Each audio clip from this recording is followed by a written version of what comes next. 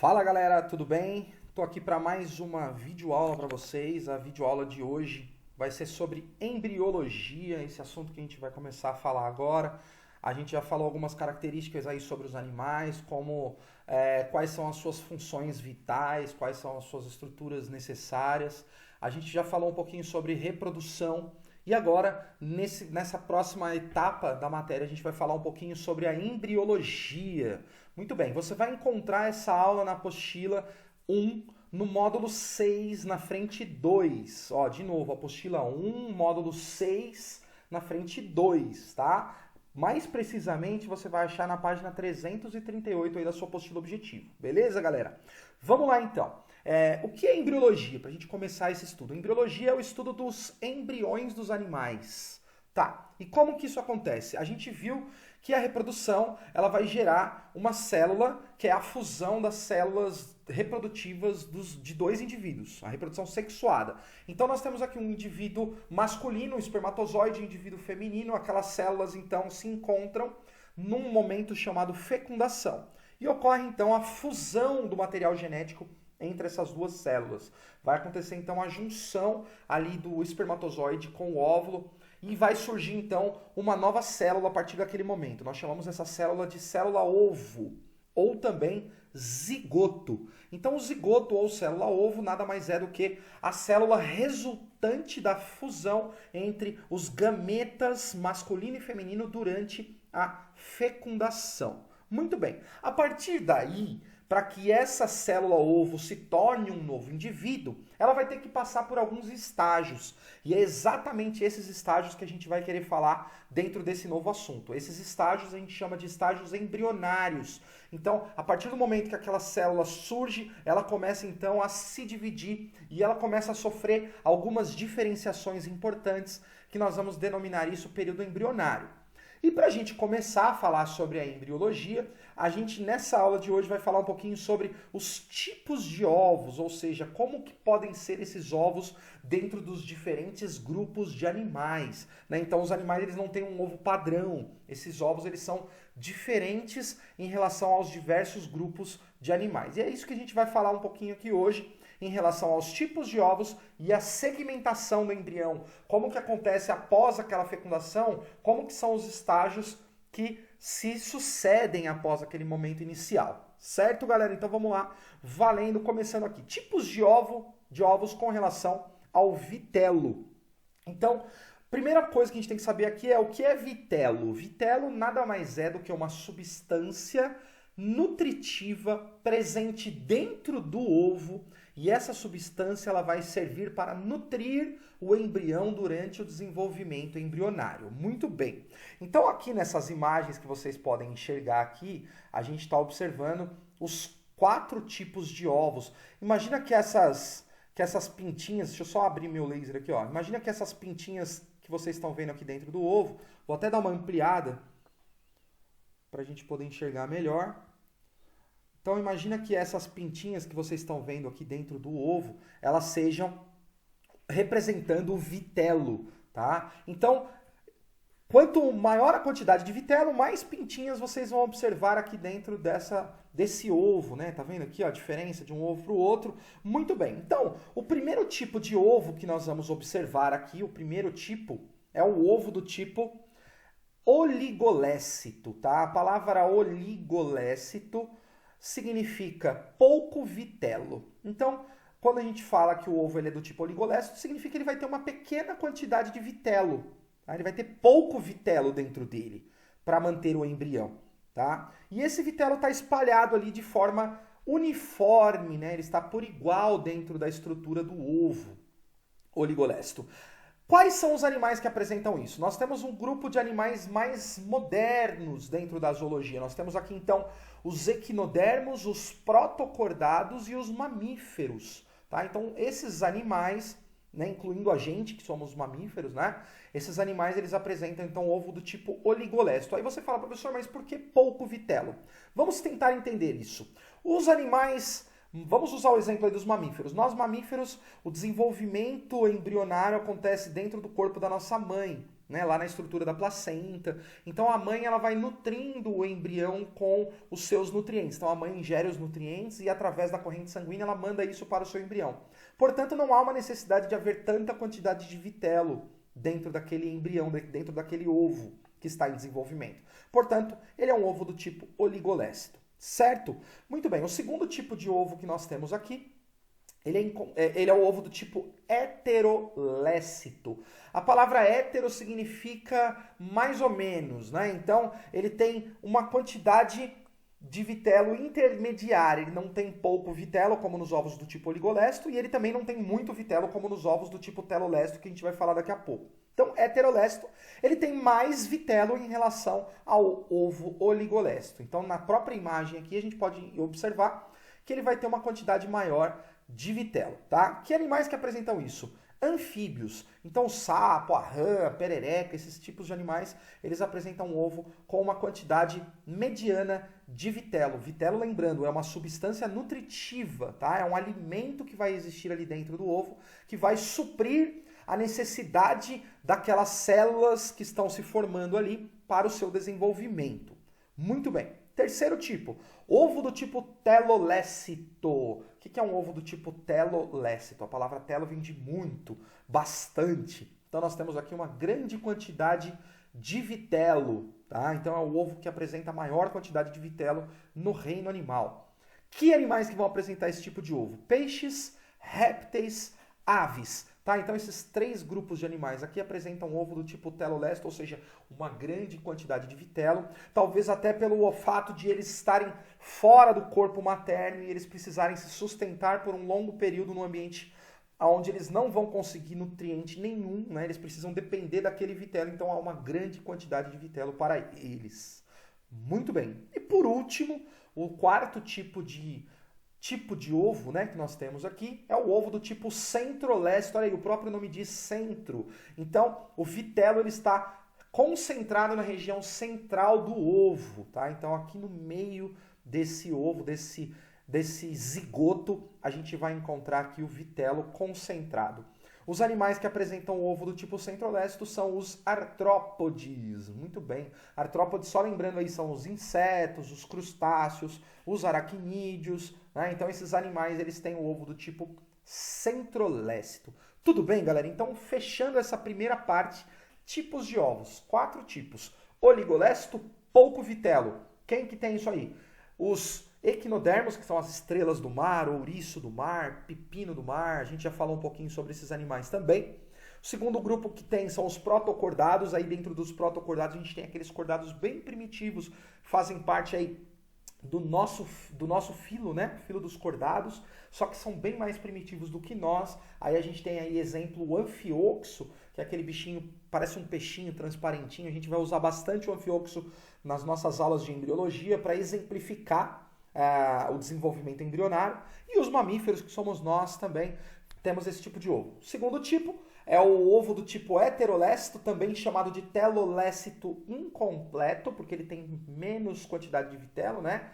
Então, ele vai ter vitelo mais do que o oligolécito e vai ter menos do que o telolécito completo, certo, galera? Então, esse ovo ele é presente nos anfíbios.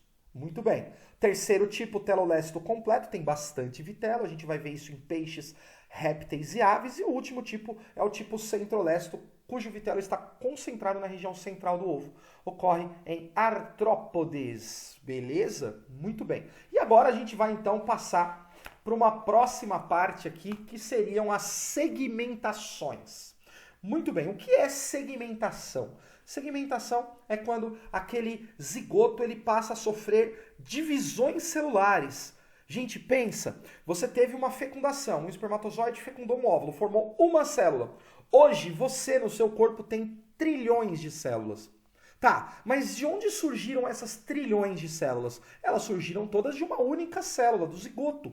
Então, quando aquele zigoto se formou, aquelas células precisaram o quê? Se dividir. Então elas foram se dividindo, até que hoje você possui, um organismo já adulto, possui trilhões de células diferenciadas, células com funções específicas. Então o corpo da gente ele é formado por milhões, bilhões, trilhões de células, e todas elas possuem características. Muito bem, e tudo surgiu de uma única célula. Então, exatamente, a gente quer falar um pouquinho sobre essas fases de segmentação. Olha aqui na imagem, então. Tudo começou com uma única célula, o zigoto.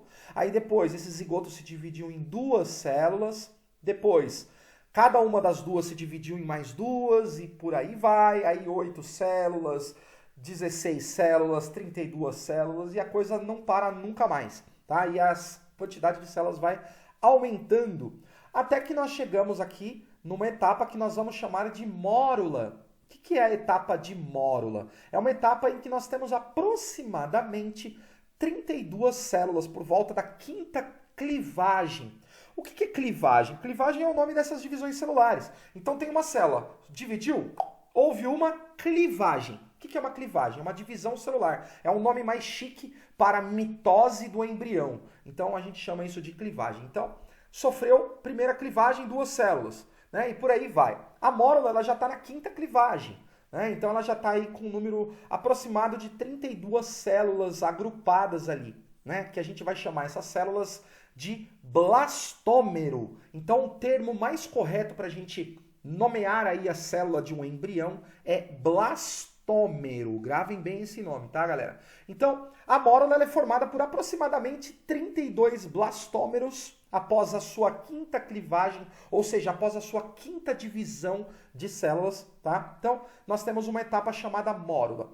E por último, aqui na imagem a gente vai ter uma última etapa, né? Que não é a última do processo embrionário, mas aqui na nossa imagem, ela é a etapa de blastulação, onde nós temos esse conjunto de células aqui, e no meio vocês observam que onde havia aquela mórula, no meio agora houve um espaço, formou-se aqui uma cavidade, nós vamos denominar essa cavidade blastocele, tá? Ou seja, a cavidade da blástula, né? A cele da blástula. Então essa cavidade, ela é a diferença entre a mórula e a blástula. É uma cavidade que há no centro daquele ovo. Ficou um buraco, ficou um espaço vazio ali no meio e as células ficam todas no entorno, tá? Nessa imagem em corte aqui a gente pode observar isso nitidamente. Muito bem. Qual é o tipo de segmentação que está acontecendo aqui nesse primeiro tipo que nós estamos vendo? Ela é chamada de segmentação holoblástica igual. Ou seja, todos os blastômeros, ou seja, todas as células desse embrião são iguais. Olha aí que fácil. Todas as células apresentam o mesmo tamanho, tá? Então aqui a gente vê, ó, 2 células iguais, 8 células iguais, a mórula com todas as suas células iguais e a blástula também. Ou seja, células do mesmo tamanho. Tá? Isso vai acontecer em que tipo de animal? Naqueles animais que nós vimos que tem ovo do tipo oligolécito, com pouco vitelo. Então os animais que costumam ter ovo do tipo oligolécito vão ter a segmentação holoblástica igual, ou seja, com células sempre iguais. Tá? Então um exemplo aqui são os equinodermos, que são as estrelas do mar lá, né? E os mamíferos, que somos nós. Beleza, galera? Tudo bem? Segmentação holoblástica igual? Agora vamos dar uma olhadinha nessas duas imagens. Olha essa imagem. Vou voltar para a primeira. Notem aqui na blastocele, ó, eu quero que vocês olhem aqui na blastocele deste slide e olha agora a blastocele desse outro slide. Vejam que as células estão com tamanhos diferentes aqui. Então tem células pequenininhas e existem células maiores, certo? Ao longo deste processo de segmentação. Por isso nós vamos chamar essa segmentação de holoblástica desigual. Ou seja, as células blastômeros têm tamanhos diferentes. Mas aí eu não posso mais chamar eles simplesmente de blastômero, porque esses blastômeros são diferentes. Então vamos chamar como? Os blastômeros que forem menores, a gente vai chamar eles de micrômeros, tá? Ou seja, é um blastômero menor. E os macrômeros que forem maiores, aqui como por exemplo esse que eu estou apontando, ele vai ser chamado de macrômero. Macro vem de maior, micro vem de menor, então micrômeros e macrômeros. É só isso, galera, olha que molezinha. Então segmentação holoblástica desigual, a diferença dela para a segmentação holoblástica igual é que aqui os blastômeros, ou seja, as células desse embrião, elas vão apresentar dimensões diferentes. Tudo bem?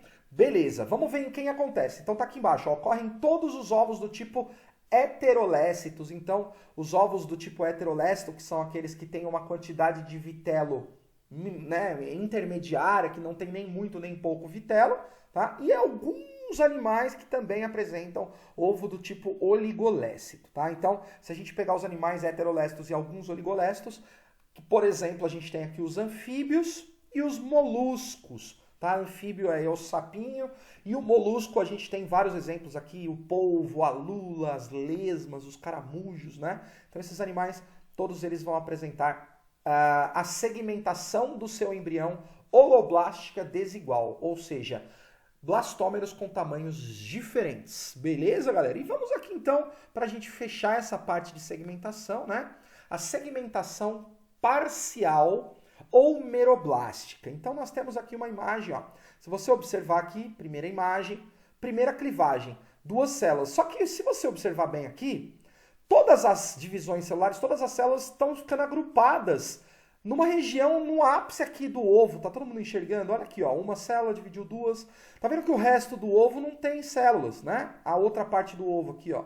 Né? Então as células elas estão restritas a uma região discoidal.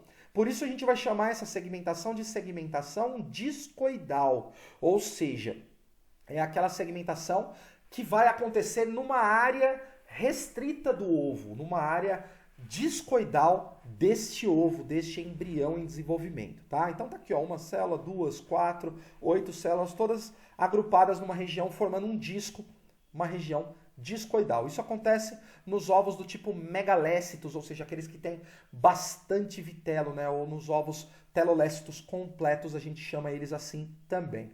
E aqui embaixo, o último tipo que nós temos é a segmentação superficial, né? Segmentação superficial acontece nos ovos do tipo centro-leste. Então tá aqui, ó, a célula começou as divisões celulares e essas células então elas migram para a superfície, elas ficam em volta. Olha que interessante, elas ficam em volta do ovo, né? A outra formava um tipo de disco numa área do ovo e essa não. Essa elas se espalham para as periferias, para as bordas, para a superfície deste zigoto, deste ovo. Beleza, galera? Então, é isso. Encerrada a nossa aula aqui de hoje de embriologia. Fica por aqui. Tipos de ovos. Então, os ovos podem ter 4 tipos, né? Que são os oligolécitos, pouco vitelo.